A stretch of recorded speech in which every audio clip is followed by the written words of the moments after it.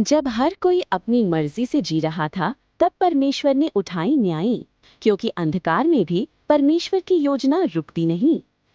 क्या आप कभी सोचे हैं, जब कोई राजा नहीं था और हर कोई अपनी ही राह चला करता था, तब परमेश्वर ने अपने लोगों की रक्षा कैसे की? ये है न्यायियों की कहानी। एक समय जब परमेश्वर ने आम लोगों को उठाया, उन्हें असाधारण बनाया। आप देख रहे हैं talk of Christ. Please subscribe to the channel. न्यायों की पृष्ठभूमि। न्यायों पुस्तक यहोशू के बाद की कहानी बताती है, जब इस्राएल कनान में बस चुका था, लेकिन वहाँ के लोगों और उनके देवी देवताओं से खुद को अलग नहीं रख पाया। हर बार जब इज़राइल ने परमेश्वर से मुंह मोड़ा, शत्रु उठे, और जब उन्होंने पुकार लगाई, तब परमेश्वर ने उठाए न्यायी। पाप का चक्र, पछताव, बचाव, ये पुस्तक एक चक्र दिखाती है। पाप, दमन, प्रार्थना, उद्धार, शांति और फिर वही पाप। ये चक्र बार बार चलता है, जैसे आज भी हमारे जीवन में होता है। पाप, सिन। इज़राइल के लोग परमेश्वर को भूल जाते हैं।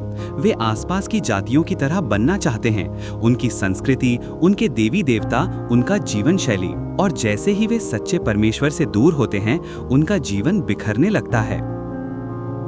दमन, ऑपरेशन। परमेश्वर उन्हें उनके हाल पर छोड़ देता है। दुश्मन उठते हैं, अमालेकी, मिद्यानी, कनानी। लोगों से उनकी स्वतंत्रता छिन जाती है। वे रोते हैं, पर कोई नहीं सुनता। प्रार्थना, रिपेंटेंस। तब टूटे हुए दिलों से वे पुकारते हैं। वे अपने पाप को पहचानते हैं, और एक बार फिर परमेश्वर का हृदय दया से भर उठता है। उद्धार, रेस्क्यू। परमेश्वर किसी को उठाता है। ओथनिएल, देबोरा, गिदोन, शिमशोन, ये कोई परिपूर्ण लोग नहीं थे, पर जब परमेश्वर ने उन्हें छुआ, वे योद्धा बन गए। परमेश्वर ने उनके हाथों उद्धार दिया, और एक बार फिर शांति लौटी, थोड़े समय के लिए। लेकिन शांति के बाद फिर वही पाप, क्योंकि बाहरी शत्रु से जीतना आसान है, पर भीतर के पाप से नहीं। ये चक्र आज भी जारी है, हमारे जीवन में, हमारे समाज में। लेकिन क्या हम भी उसी पुरानी चक्र में फंसे रहेंगे, या आज हम यीशु मसीह में सच्चा उद्धार पाएंगे? प्रमुख न्यायाधीश और उनकी भूमिकाएं।